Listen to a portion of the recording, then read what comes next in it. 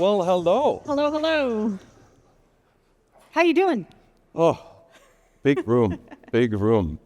All right, good afternoon, everyone. So today we're going to share stories, each with some practical tips that demonstrate that when teams communicate well, they actually collaborate well. We've got 3 different scenarios that go into some of the most important aspects of communication. That's first, direction and strategy, decision-making, and feedback. And so whether you're a team of 2 or a team of hundreds, these frameworks will apply. But before we jump in, let us just first share who we are. I'm Mathias. I'm a former engineer, startup founder, CEO, and CTO, turned executive leadership coach, and also an author. And hello, I am Sarah. I'm a former founder, CEO, and chief product officer at startups as well as public companies. I'm a founding partner alongside Mathias of the Intentional Organization, where we offer coaching, we lead workshops and offsites and retreats for founders, for executives, for leaders and managers. So I live in Los Angeles. And I live in Berlin. And bonus points when you can figure out where that site is. Where's the middle? Here. It's not here. For the past 7 years, Mathias and I have been working together, initially as colleagues at Reaction Commerce, where I was the founder and CEO, and Mathias was the CTO. We then sold that company and started the Intentional Organization. And we started writing a book together. We want to start our talk by sharing a story about a time when we weren't on the same page. Our book was a 4.5-year project. Wait. Slog. It was a slog, you all. It was a total slog. It was a slog indeed, it's very true. And most of the work was done asynchronously. We divided up topics and off we went, separately each writing our own pieces. And in hindsight, there was a lot of room there for us to not be on the same page. We dropped the baton multiple times. We weren't clear with each other on expectations. How much were we each going to write? What was our style? What was our voice? Was this a first-person book or a third-person book? Were we doing British or American spelling? So it was really not a big surprise that the early drafts had all kinds of divergences. It's also not surprising that it took over 4 years. And more importantly, because we didn't have those shared expectations, we were starting to have frustrations with each other. 'Tis true. So being 9 time zones apart, our partnership requires intentional communication. It requires a lot of practice and regular tending to run smoothly. So we corrected course by first reflecting and acknowledging the situation we were in. For instance, we rely heavily on personal anecdotes in our book to make it very relatable. But early drafts of the book had an uneven number of stories that were only about one of us. And we had to correct this in the editing process, which was quite time-consuming in the end, as this book was a we project, not a you or I project. And the anecdotes needed to reflect that. And another issue was that we had different ideas on how things would be presented in the book. Pretty basic things like lists. And we also weren't clear with each other on how we were going to organize our chapters and our sections. It took us a really long time to realize that all the conflicts that this created in our writing and in our editing. And in the end, we settled on a pretty simple and common approach by creating a style guide. But despite all these odds and challenges, and despite the 4.5 years, we managed to finish the book, and it just came out in April. Includes an entire chapter on communication and other practical chapters and frameworks on topics such as feedback, collaboration, delegation, meetings, and quite a bit more. We wrote it as a reference guide that we would be able to pull off the shelf when we were early in our careers as managers and leaders, and we wanted to have relatable anecdotes and practical framework to give us starting points for addressing generally reoccurring situations. And as this book, 4.5 years ago and today, didn't exist to our liking, we wrote it ourselves. So let's talk about communication. We generally try to avoid sports metaphors, but there is one particular sports metaphor that we've been using over and over again in our career, both as founders and executives and ICs. And we've also been using it in teaching this metaphor to our coaching clients. It's really the one that has stuck. We love it so much that it's also in our book. So imagine we're in a relay race, right? A team of runners has to finish the race where each runner runs a part of the full distance, handing off a baton to the next runner.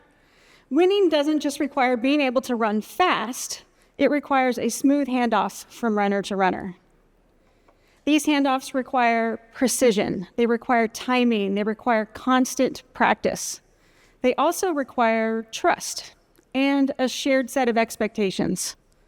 Each team member needs to trust that the runner who's handing off the baton will put it in their hands at just the right time, so there's as little slowdown as possible. Missing the handoff or even dropping the baton will cost valuable momentum. And don't worry, we're not going to show this here on stage. When the baton is dropped or fumbled, it's pretty certain that the team isn't going to win the race. There's going to be frustration that the handoff was botched, resulting in losing the race, and worse, robbing the runners of a chance to show their athletic abilities. It's easy to point to whoever dropped the baton as the problem, but the handoff involves two runners. It's a we moment, not a you or I moment.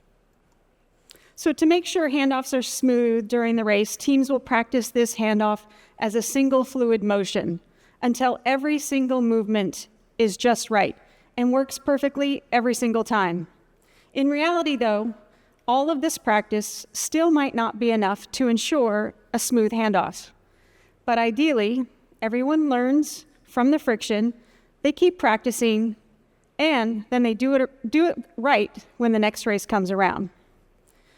Okay, so how does this all apply to organizations? To make... Clicker. In teams, working together is obviously all about communicating. Communication requires smooth handoffs from one person or team to the next. You can't collaborate well without communicating well. And for the best kind of collaboration, teams need to ensure that all of these handoffs work flawlessly. And how communication happens is really the most important part of any collaboration. It's everything that makes up a company's culture. And we're talking about things like setting and communicating a clear direction, being clear on how decisions get made, and giving feedback that's timely, open, and meaningful. These are fundamental and critical communications that need to happen within teams for them to run smoothly. And yet, communication rarely receives the practice and attention it deserves. Communication is taken for granted because we think it just happens because we're doing it all the time, right? We're doing it in emails, we're doing it in documents, we're commenting, we're in meetings. But quantity, as we all know, does not equal quality.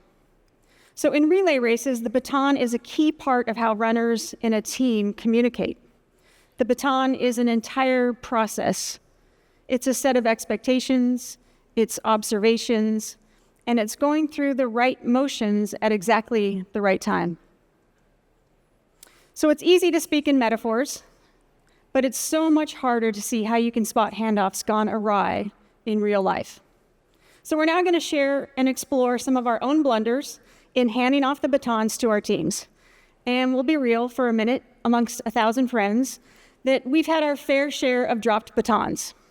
And our goal is to help you walk away with the ability to identify these better in your organizations and to share a few ideas on how you could solve them. So what do dropped batons look like?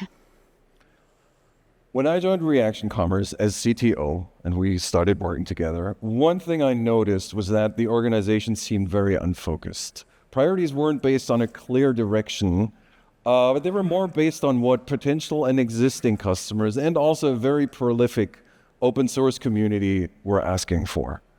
And as it wasn't clear where things were going, it also wasn't possible to observe progress in the grander scheme of things. It made it impossible to adjust course and make decisions of what to focus on and also what not to focus on. So we first tried solving this with what we thought were industry standard ways. We settled on a single North Star, and we put KPIs in place on things that we thought that mattered. But honestly, we weren't mature yet enough as a business for this really to make sense.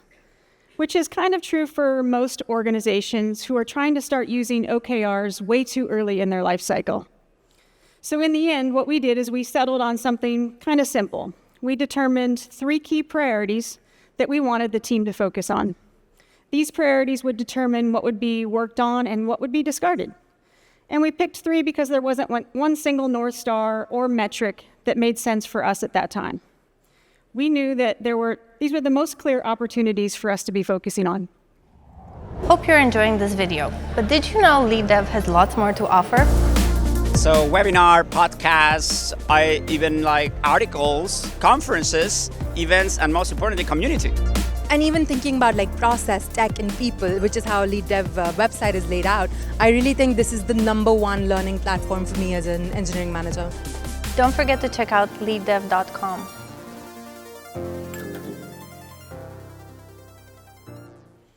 So before we talk about where we dropped the baton, let us introduce you to our RAD framework. RAD stands for Reflect, Assess, and Do. We're going to be following this framework for each of the stories in this talk. We're consultants. We got to have our own framework. So first, let's reflect on where we dropped the baton. The baton we didn't hand off properly to the team is, well, the vision and direction of the company. Kind of critical, important stuff. We didn't provide the team with clarity on a vision. And we also didn't provide an overarching set of priorities that they could use to decide on what was important and what wasn't important. And now that we've reflected on the places where we did drop the baton, let's look around and assess the signs that can tell us when our team might be lacking a clear direction. For one, there are thrashing priorities, which means that teams work on different things or are talking entirely differently about what's being worked on, what's important, and why. And priorities might be determined by who's yelling the loudest, who wields the most authority, or by the highest paying customer. Second, there's slow progress, and there's a high number of work in progress, which means that less work is actually getting done as teams context switch constantly from one topic to the next, losing precious momentum and also increasing the odds of burnout. And third, everything feels like a fire drill all the time. Everyone's always only reacting rather than planning and working with intention. And for us, here's the thing that was most deceptive. We still shipped features. It looked like we had a direction because we were busy. But we lacked a sense of why these features mattered and how they connected to an overall vision. So a good handoff related to strategy and decision-making is pretty simple. First, there's an overarching vision. Second, there's a clear strategy. And third, there's a very focused set of priorities.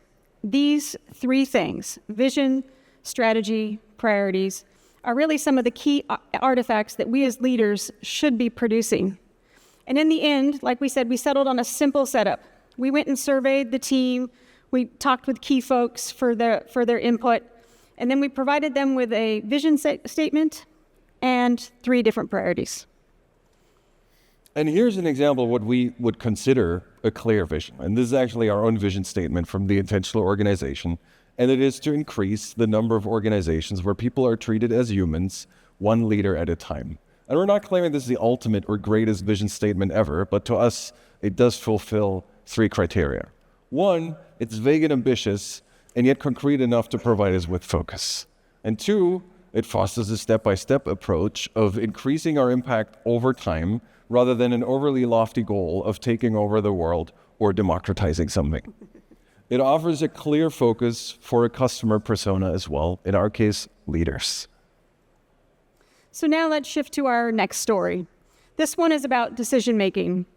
At the same time that we had reset the company's direction and made things a bit more concrete, we started to notice some things happening that we didn't quite expect or we didn't really want. So during meetings, there were meeting notes, but any decisions that were made weren't being explicitly called out. They just emerged from a stream of notes. They were hard to find, impossible to decipher, and they didn't really translate well or transfer into the team. We also noticed that our engineering teams weren't sure how or who could decide certain things. We're talking about things like adopting a new library or building up consensus around a technical decision.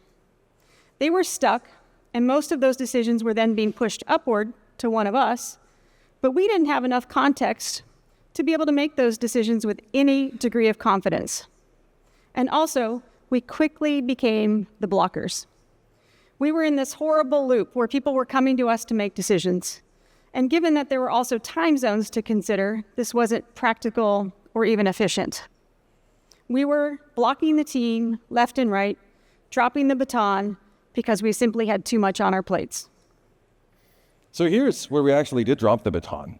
It was clear that we lacked a process for making decisions. The team was blocked and couldn't move outside of what they already knew. And instead, some of their efforts were stalling, and the team was waiting on something to happen or on someone to make the decision for them. But they also weren't really sure how to go about it. And it wasn't clear who could make the decision. Do you just ask the CEO or the CTO? Do you ask your direct boss? Do you ask someone else, maybe more senior on the team?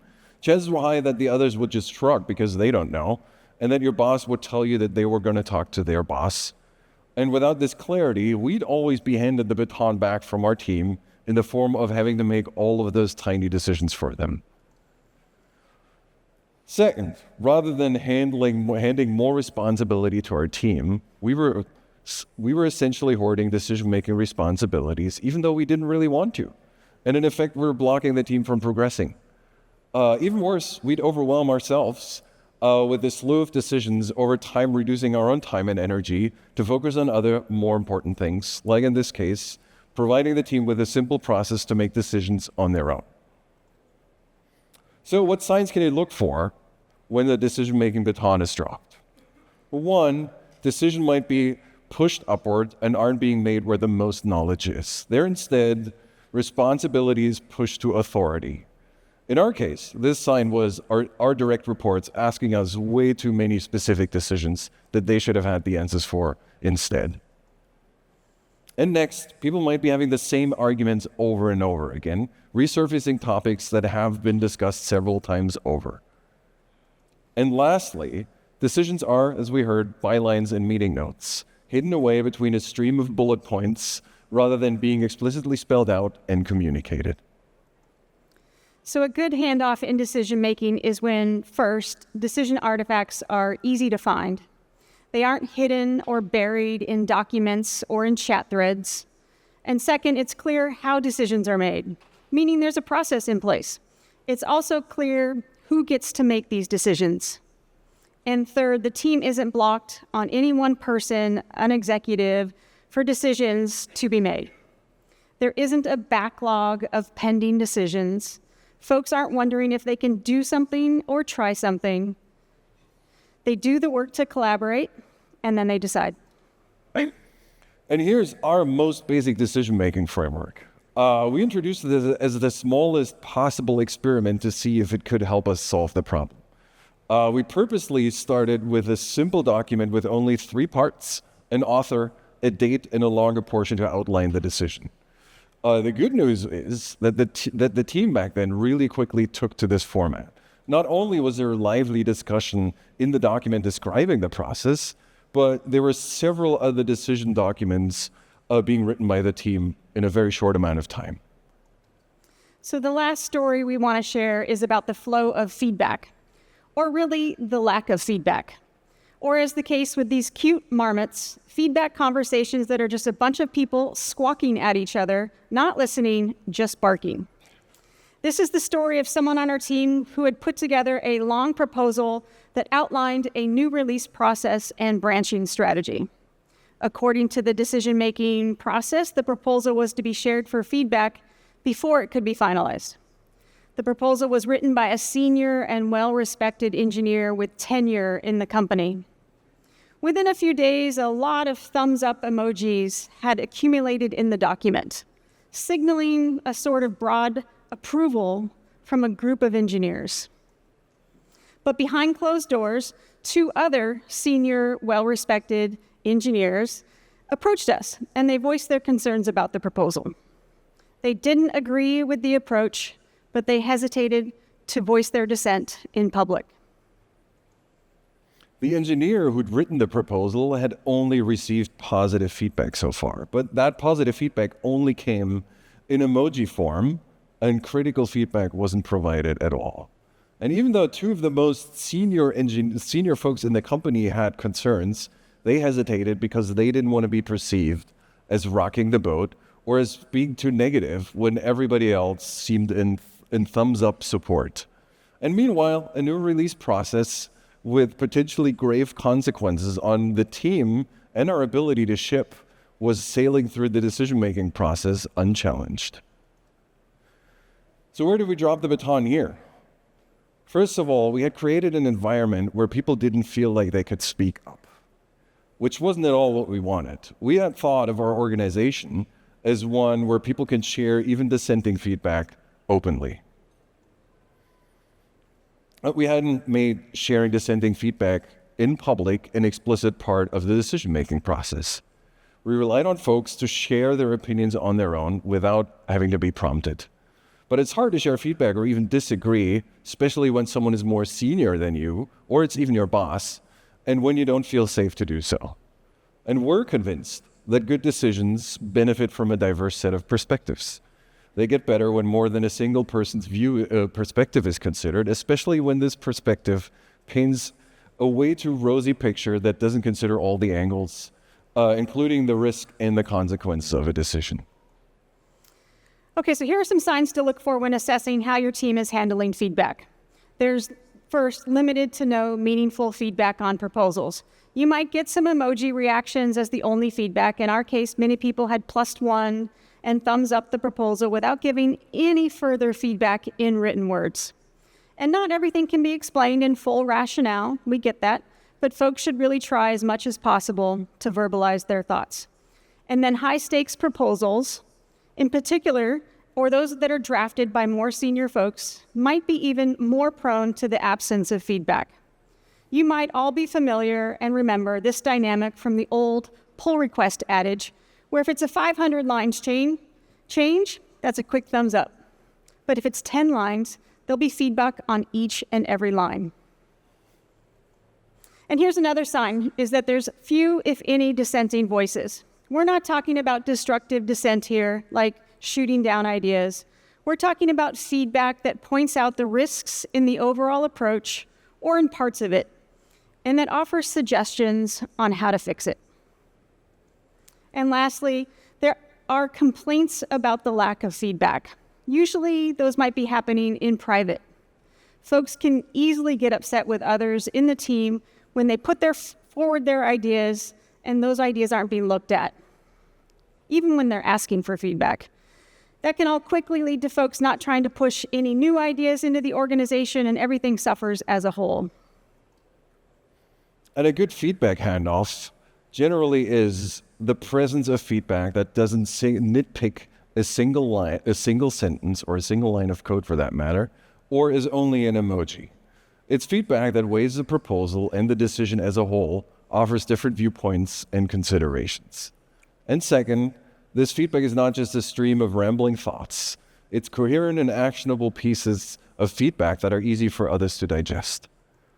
And third, the feedback is shared in a timely way and is constructive. In our specific case, in our scenario, we improved the process on decision records, building on the simple format and process that we had introduced earlier. And we offered guidance that emoji feedback was not acceptable feedback, and that folks proposing decisions needed to also seek out uncomfortable or even dissenting opinions. This added a few extra steps to the decision-making process, but we expected those changes to make for better decisions. So we'll wrap up by reiterating that the baton metaphor works because it's not solely about winning. It's about communicating with intention, having clarity on what a good handoff should look like, and then practicing it over and over again. It also has the benefit of being a we metaphor. Rather than pointing fingers to individuals, it can help to foster a process of reflection that's focused on the group. Almost like this cute group of animals you see sitting around the campfire. Okay, the baton is focused on what everyone contributed to a botched handoff and on what's missing to ensure a fluid handoff in the future. So when in doubt, We hope that you all will use our RAD framework whenever you're feeling like there's been a dropped baton in your organization. And on that note, we do have RAD reflection questions at the end of each chapter of our book. If you're feeling stuck and the baton is dropping, we hope the book can be a helpful resource. And it just so happens that we have some of the books available for purchase. We are independent authors, and we will be also available for book signing during the upcoming intermission. Just find us in the office hour space. And you can also learn more about the book, download a free sample chapter, and find links where you can buy it online at intentionalorganization.com. Thank you so much. Thank you.